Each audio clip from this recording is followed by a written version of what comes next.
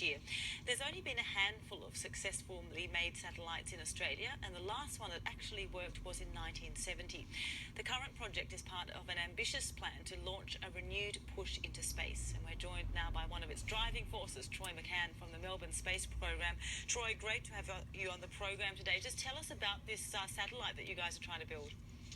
Thanks very much for having me on. So basically, we got together a little bit over a year ago now, and there was an idea to launch a satellite in 2018, and that was basically the scope of the idea at the time. So after a few months, we decided, let's make this something really, really special. Let's try to bring space back to Australia and get everyone really excited about it again. Now, you've got a couple of hundred people, I think, working on this program. Who are they? Where do they come from? So we've got a lot of people, not only from, for example, the School of Engineering and Science backgrounds, but a lot of students from the Melbourne Law School, Business School, and even Graduate School of Teaching. So we've got all kinds of students that are getting involved in a lot of different areas beyond just building just rockets and satellites and things like that. Yeah, Troy, when we think of the satellites, we think of a lot of people, engineers, building the physical satellite, but there must be a lot of other requirements in terms of measurements, what it needs to legally adhere to. How do you actually install it, and do you have a lot of regulations around that as well?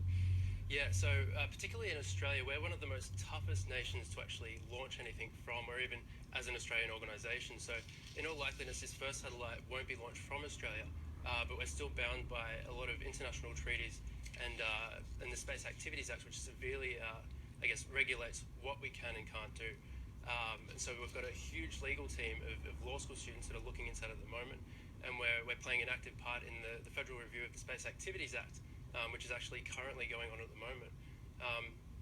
And hopefully in sort of the next few months, we'll be able to actually have a much easier way to get into space. So in terms of that, one of the toughest nations, as you mentioned, to try and get anything kind of launched or in this space, do you think that we're too tough? Is it sort of stifling a lot of innovation?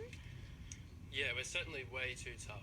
So, for example, one of the biggest points is that we have to prove that that we are covered for up to $750 million worth of insurance just to launch a satellite. And so while that may have been perfectly fine for, say, 20 years ago, if your satellite was $500 million and you're a massive multinational corporation, these days technology is so small. This satellite that we're building weighs less than a kilo, and it can fit in the size fit in your hand. And so it might only cost us, $20,000 to launch it, but in licensing fees and insurance, it's going to cost us significantly more than that. So where are you going to try and launch it from, and where is it the most, where's the best optimal kind of place for you to do that in terms of not only location, but legally as well? So in all likeliness, it probably will be launched from somewhere in the United States. In the future, for future satellites, we hope that we'll be able to launch it with an Australian-based launch provider, so basically a rocket company.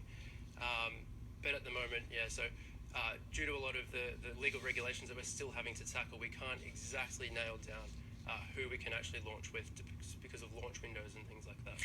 Okay, so Troy McCann, when you think of a satellite, we think of these hugely built things that are companies and corporations are going to decades of research into. If you, on a scale of 1 to 10 in terms of difficulty, how difficult is it to build, engineer, launch a satellite? Is it one of the toughest things that a group of people can do? It's certainly pretty tough. It's sort of a how long is a piece of string type of question.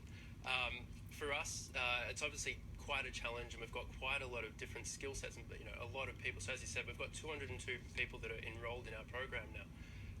So it is quite a tough challenge, and we're hoping in the next few years that we'll be able to reduce the barriers to getting into space, both on the legal front and the technical front as well. So with more private launch providers providing access to space, and those costs are coming down, and with us hopefully producing new satellite technologies that make it easier to get into space. No, it sounds extremely exciting, Troy McCann. We'd really love to keep in touch with you, and all the best for the launch, wherever that might be, and hope we can keep in touch and keep track of your progress. Thank you very much for having me. See you soon. She's more at home fishing and